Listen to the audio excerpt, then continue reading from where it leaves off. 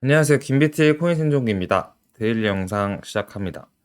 보시면 SEC와 리플의 법정 다툼에서 지난번에 리플의 손을 미국 법원에서 들어주었고, 그 다음에 SEC가 이제 항소를 해서 다음에 다시 법적 공방을 펼칠 줄 알았는데, 보시면 SEC 요청이 거부가 되었습니다. 라고 나왔죠.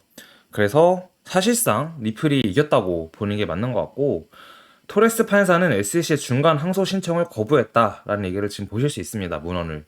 그래서 따지고 보면 이제 리플이 승소한 게 맞는데 지난번에 이미 거의 승소가 판결이 나와서 그런지 시장에는 그렇게 큰 영향은 없었습니다. 그래서 조금 어이가 없고요. 지금 보시면 미국 전반적인 경제 상황을 보면 상업용 부동산에 대한 몇 가지 나쁜 소식이 있다. 전자상거래는 계속해서 시장 점유율을 얻고 있다. 무슨 말이냐면 약간 웹을 통한 거래, 그러니까 우리가 인터넷을 통한 거래를 하면 그런 부분들에 대한 점유율은 올라가고 있고 우리가 무언가를 상업용 부동산을 통해서 실제로 어딘가에 가서 물건을 산다든가 서비스를 받는다든가 하는 것보다 인터넷상에서 뭔가 이루어지는 게 더 많아지고 있다라는 얘기로 해석하면 될 것 같아요. 그래서 코로나19 팬데믹으로 인해 전체 매출에서 전자상거래가 차지하는 비중이 크게 높아졌다. 맞죠? 코로나 때 보면은 뭐 회사들만 해도 그렇고 학교들도 그렇고 온라인상으로 약간 화상으로 하는 비즈니스가 되게 많았으니까 당연한 얘기인 것 같습니다. 그리고 코로나 이전엔 전자상거래가 전체 매출의 11.9%를 차지했는데 코로나 이후로 전자상거래 매출이 전체의 16.5%로 급증했다. 이게 되게 크죠. 이 정도 차이면은. 그러니까 진짜 중요한 점은 이 점프가 실수가 아니었다는 거다. 3년 후 전자상거래는 다시 빠르게 성장하고 있다. 일반적으로 쇼핑몰과 상업용 부동산은 좋지 않다라는 얘기입니다. 보시면 아시겠지만 다시 전자상거래 쪽이 올라가고 있는 현재의 모습인데 그래서 이게 시사하는 바가 뭐냐라고 물어본다면 인터넷 세상으로가 좀 더 가속화가 되고 있고 이에 따라서 실제 상업용 부동산 자체에 대한 수요가 줄어드니까 상업용 부동산의 가격이 떨어지고 그러면은 이제 건물 가격이 떨어지고 그러면서 경제에 좀 안 좋은 영향을 미칠 수도 있다라고 보고 있는 거죠. 사실 이게 경제에 안 좋은 영향을 미친다기보다는 절대적으로 거품 그 버블이 부여됐던 부동산이라는 게 가격이 떨어질 수 있다라고 얘기를 하는 것 같습니다. 사실 미국에서 중요하게 보는 물가지수 중에 하나가 또 부동산도 있잖아요. 그래서 이런 부분에서는 또 나쁜 건 아닌 것 같다라는 게 제 생각입니다. 자, 국채 30년 수익률은 4.856%로 상승해서 2007년 이후로 최고치이다라는 건데 국채 자체가 장기물이 이렇게 올랐다라고 보는 거는 어쨌든 2007년 이후로 되게 보기 드문 상황이었고 이만큼 오른 거는 2007년 바로 이후의 모델을 보시면 우리가 경기 침체를 맞는 그런 모습을 또 상상할 수 있는 그런 부분이지 않을까라는 생각이 드네요. 자, 그러는 와중에 지금 곳곳에서 이제 일본 엔, BOJ 같은 단어들을 아주 많이 얘기를 한다. 무슨 상황이고 뭐가 문제냐라는 건데 지금 대부분 거시경제를 본다 하는 사람들은 핵심은 일본에 있다라는 얘기를 꽤 많이 하고 있습니다. 저희도 아마 일본 쪽을 지켜봐야 된다는 얘기는 사실 최근에는 많이 안 들었던 것 같은데 한 두세 달 전? 지난 6월? 이때쯤 되게 많이 언급을 했던 것 중에 하나인 것 같아요. 그때 언급하다가 만 이유는 일본이 금리를 인상할 것처럼 하더니 그냥 그 얘기가 쏙 들어가가지고 그냥 그러다가 말았어요. 그러다 말았는데 자, 왜 우리는 일본과 BOJ를 그렇게 신경 쓰자? BOJ는 뱅크 오브 재팬이에요. 그래서 일본의 중앙은행을 말하는 거고요. 왜냐면 일본은 미국 부채와 주식의 가장 큰 보유자인 국가이며 1.1조 달러어치 미국 부채를 들고 있다. 라는 거고, 이게 보면은 미국 입장에서는 제일 골치가 아픈 게 또 일본이다라고 볼 수 있는 거죠. 일본의 엄청난 미국 자산 보유량을 스프레드 거래라고 말을 한다. 스프레드 거래는 일본 투자자들이 그들의 엔화를 팔아서 달러를 사고 미국과 일본 사이의 채권 금리 차이를 이용하는 거다. 그러니까 돈 복사할 수 있는 건데 현재 미국 채권 금리는 일본 채권 금리보다 5% 정도 높은 이자를 제공하고 있다. 만약 이 스프레드 거래를 반대로 진행한다면 일본 투자자들은 미국 부채를 팔고 엔화로 돌아오게 될 거다. 이 말이 쉽게 말하면 미국 부채를 파니까 미국 이제 달러 인덱스 상에서 달러 인덱스가 떨어질 거고 그럼 달러 인덱스 떨어지면 달러 자체가 떨어지는 거니까 엔화의 가치는 오르고 이런 상황이 될 거다라고 얘기를 하고 있는 거고 미국 시장에서 엄청난 양의 자본이 빠지게 되면서 미국 주식 시장이나 채권 시장에 큰 압박을 받게 된다.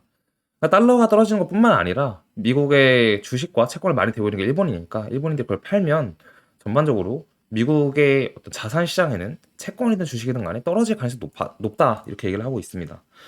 만약 스프레드 거래가 붕괴된다면 이 전략을 활용하는 투자자들은 더 빠르게 빠져나가게 된다. 이는 더 많은 사람들 강제로 엔화로 돌아오게 만든다. 수많은 일본 투자자들이 미국 자산을 팔기 위해 뛰어다닐 거다. 만약 뱅크 오브 재팬이 피벗을 하면 스프레드 거래가 붕괴되는 건 거의 확정이다. 근데 일본은 30년 동안 원화적인 스탠스를 유지하고 있다. 30년 동안 마이너스 금리, 제로 금리를 거의 유지하면서 돈을 풀고 있었죠. 근데 이제 와서 할 필요가 있을까요? 라고 보고 있는 건데 정답은 일본 인플레이션은 수세기 만의 고점이다 라는 거예요. 일본의 물가 상승률이 진짜 역대급으로 말도 안 되게 높기 때문에 미국도 물가 때문에 금리를 올렸다고 얘기를 하잖냐. 일본도 지금 역대급으로 높기 때문에 결국 금리 인상을 선택할 거고 그러면서 스프레드 거래가 붕괴될 가능성이 꽤 높다라는 얘기를 하고 있습니다. 보시면 일본의 금리 커브조차도 굉장히 가파르게 올라가고 있는 걸 볼 수 있는데요. 일본 국채 장기채 금리가 상승하면서 이제 BOJ는 페드처럼 인플레이션에 강제로 귀를 기울여야 할 수밖에 없을 때가 올 거다라는 얘기를 하고 있고 BOJ가 금리 상승을 시작하게 된다면 미국과 일본 사이의 금리 차이가 좁혀지면서 일본 투자자 입장에서 미국 국채의 매력도가 이제 떨어진다라는 얘기를 하면서 미국 국채도 압박을 받을 거다라는 얘기를 하고 있죠. 그래서 많은 요소들이 일본의 스프레드 트레이드와 BOJ 피벗을 가리키고 있다.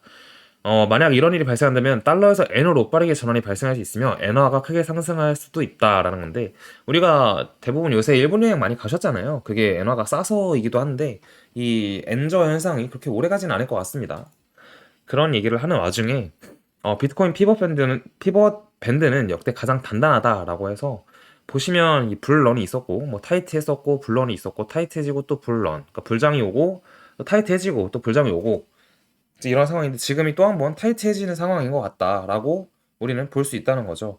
근데 이게 비트는 좀 앞에 우리가 언급을 했던 엔화와 그 BOJ의 금리 인상에서 달러가 약세가 될 때 미국 주식은 같이 이제 일본 트레이더들이 던지니까 떨어질 수 있는데 비트는 또 오를 수도 있다고 저는 보거든요. 이렇게 디커플링이 올 수 있다고 보는데 그 이유가 사실 지금을 보면은 지금 2년을 보면 비트코인이 미국의 주식을 따라가는 것보다 달러와 반대로 움직이는 경향이 더 컸어요. 그러니까 달러가 오르면 인덱스가 비트가 떨어지고 달러 인덱스가 떨어지면 비트가 오르고 이 상관지수가 미국 주식과의 상관지수보다 더 높다고 보여지는데 그런 상황이라면 결국 미국 주식은 떨어진다 하더라도 달러 인덱스 자체가 떨어지기 때문에 비트는 오를 수 있다. 이제 이렇게 해석을 하고는 있습니다.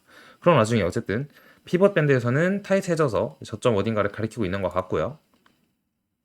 저희가 뭐 계속 얘기하고 있지만 0.618의 되돌림을 본다면 비트코인이 반감기 전에 48K를 한번 갈 거다 라는 입장을 고수하고 있는데 반감기가 내년 4월이니까 뭐 48K를 간다면 이제 10, 11, 12, 1, 2, 3 6개월 안에 가지 않을까 6, 7개월 안에 가지 않을까 이제 그렇게 생각을 하고 있습니다.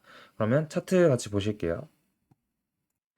지난 영상에서 설명을 드렸던 것 중에 하나가 위에 파란색 선 부분, 이 부분을 뚫어줘야 된다. 이게 지난 영상에서는 일봉상으로 28.6K를 말씀을 드렸어요. 근데 28.6은 못 갔고 28.58? 네. 28580이니까 28.58까지는 갔었네요. 이게 약간 오차점이 있기 때문에 20달러 정도는 좀 애교로 봐주세요. 그래서 어쨌든 해당 저항을 받았어요. 꼬리로. 정확히 저항을 받고 조정이 나왔는데 이제 오늘이나 내일 중으로 다시 올라서 28.4나 5를 넘어가면서 28.58을 다시 넘어간다면 이제 30K 넘게 올라갈 수 있는 재차 강세장으로 갈 수 있다라고 보고 있고 그게 아니라 이 구간에서 다시 저항을 맞게 된다면 이 박스권 안으로 들어와서 다시 며칠 동안의 횡보를 하다가 한 번의 힘을 받으면서 하루에 이 선을 완벽히 넘어가면서 복마감을 이 위에서 하고 그 다음 강세장으로 가지 않을까 이제 이런 식으로 생각을 하고 있습니다. 이번에 일본 얘기가 나오면서 전반적으로 시장이 좀 혼란스럽긴 한 것 같은데 결국은 비트 쪽에는 좀 좋은 쪽이지 않을까라는 생각을 하고 있고 1시간이나 4시간 모두 마찬가지로 위에 선을 정확히 맞고 떨어진 상황이 있고요. 현재는 약간 횡보를 하면서 어디로 방향을 튀어야 할지 비트 자체도 고민을 좀 하고 있는 것 같습니다.